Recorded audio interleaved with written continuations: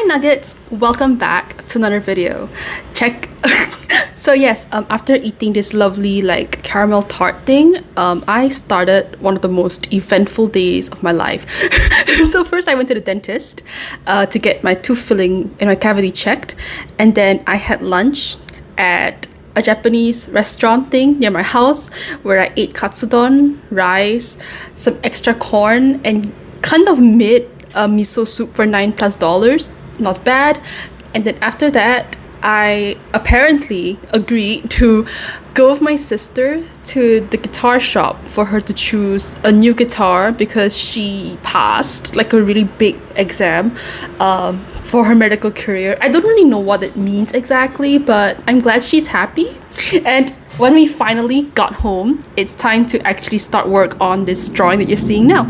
So in this specific clip now, you're seeing me just flip through different versions of that one file. Oh, I clicked the wrong thing by accident. But yes, so you're seeing me toggle through different like layer groups because at the start of this illustration, I struggled really hard with deciding what size this man should be, as in like how much of the composition should he occupy. As you can see, I don't plan any of this ahead of time, and once I actually start taking this seriously, I overthink it to the point where I get headaches. So yeah, once I've decided on the scale that I wanted to go for, it's time to figure out the background situation. Okay, so I guess one reason why I was struggling so hard with the size is because if you look through my previous work, I'm gonna keep saying that. I realize I keep starting off my sentences with like the if blah blah blah, then you would know that blah blah. Okay, that's a really weird habit and notice. But anyways, according to my past like portfolio of work, I prefer drawing my men to sit down or lying back, lounging around.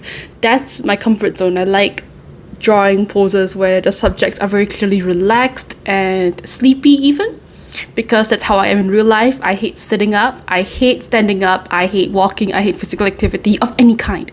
So drawing a subject that's actually standing up on his own 2 feet is actually very foreign. So I spend quite a lot of time like wondering how the hell the background should look, because I no longer had like the ground grass thing to anchor like anything. So rather than the ground, I've decided to use tree branches, like all these little leaves that you're seeing now, as a way to sort of anchor the composition and add some structure, some like feeling that we're in the real physical space. Yeah, so I really enjoyed like drawing these little leaves. I think they added such a nice like framing element to emphasize the subject.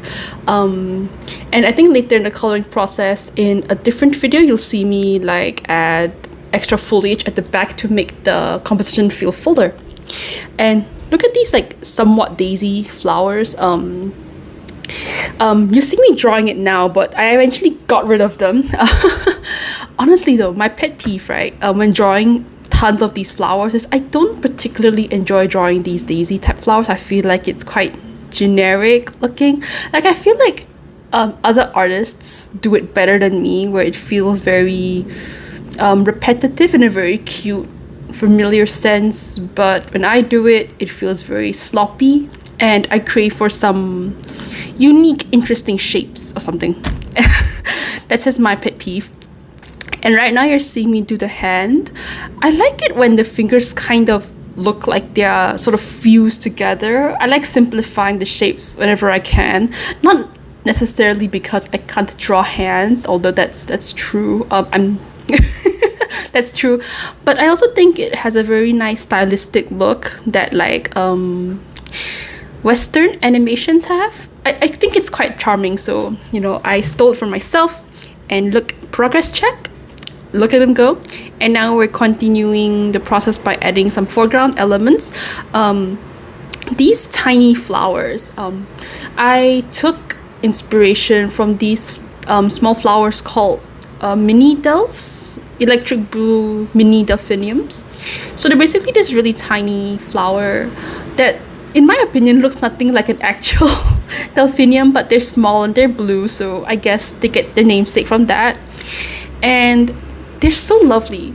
They're so lovely. They're so shapely. Like you can tell they have 5 petals, and they have this like really pretty umbrella inverse cone kind of shape going on for them, and I think it's just so charming and so girly pop. I think it's so pretty.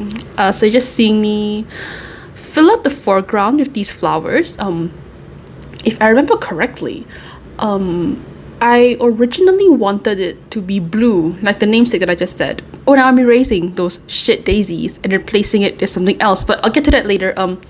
For the electric blue, like delphiniums that I just mentioned, I eventually colored them yellow rather than blue, because I want the color schemes to be more unified. At any rate, that's for later. Yeah, so right now you're just seeing me like draw the replacements for those shit daisies that I didn't like. I don't know what these flowers are called. I see them somewhat regularly during my time at the florist. They're these like pom-pom looking pale lilac flowers. So they're like round, but you can tell like they're made of lots of smaller little flowers springing up from a common center in a way that looks like a ball. It's so pretty. But I can't really draw it very well. Like, I know I crave details, but when it comes to things that are too intricate, I just cannot do it.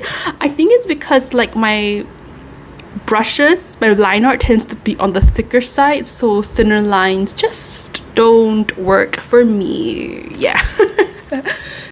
Also, look at the colors that I've cooked for now, and the more I look at it, right, the face looks so bad, but let's put it aside. Look at the colors. I like that it gives off this rainy look. It's using purple but in a very clean, fresh way. And now you're seeing me fuck around with the face because okay, because underneath like the sort of pleasure and tranquility I get from drawing like the background, underneath the background, right, is this underlying current of irritation with the face. Look at his face. Like, okay, this is bad. Okay, this is really bad. I changed a lot of it later, right? Oh, but first, dinner. Nuggets. Oh, yummy. I love nuggets. These are like slightly spicy nuggets and samosas. Samosas are the best. This was from when my mom was still overseas. My timelines are so messy, but at any rate, I've changed the face. Right now, his face looks like this, where the nose is a lot longer, a lot more slender, with a more like somber, grave expression. Okay, the face that I had like going on before, like earlier in the video, was quite round, and I feel like it was unnaturally contorted to one side because at the time, like, I wanted his cheek to look squished because he's leaning his head against his shoulder, but then I feel like I didn't get it right, so it looked off. Like, it looked fine, but it doesn't have that anatomical correctness that I want in all of my illustrations. I drew this during a time when I was still going through art block, like with my Vista drawing, I think. Yeah, I had an art block with drawing faces, and I talked about it somewhere, but yeah, during this time, like, all my faces just look really bad. But I got over it because, okay, but look, listen. Okay, during this art block, like, every face I drew just looked spectacularly terrible because I didn't practice. Okay, so I took forever to get a face right. I took forever to be happy with the faces that I drew because I was so rusty and burnt out at the time.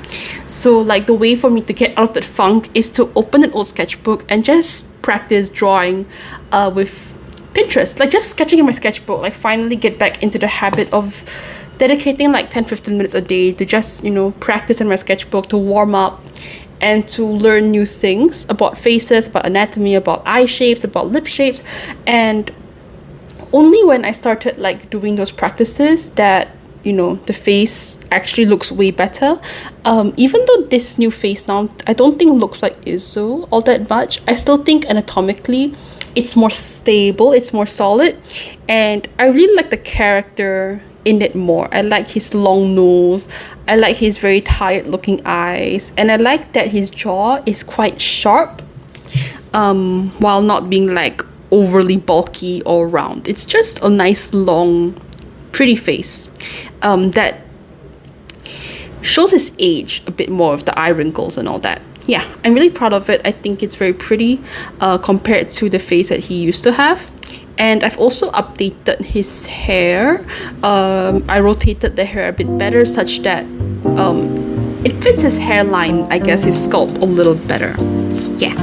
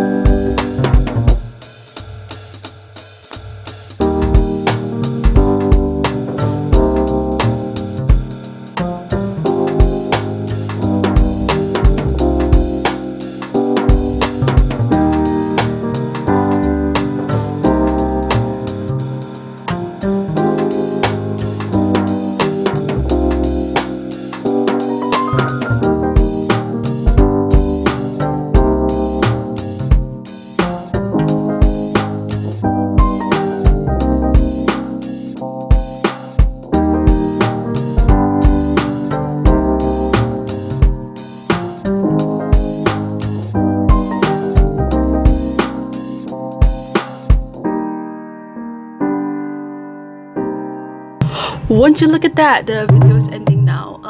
Just want to quickly say thank you so much for watching this video.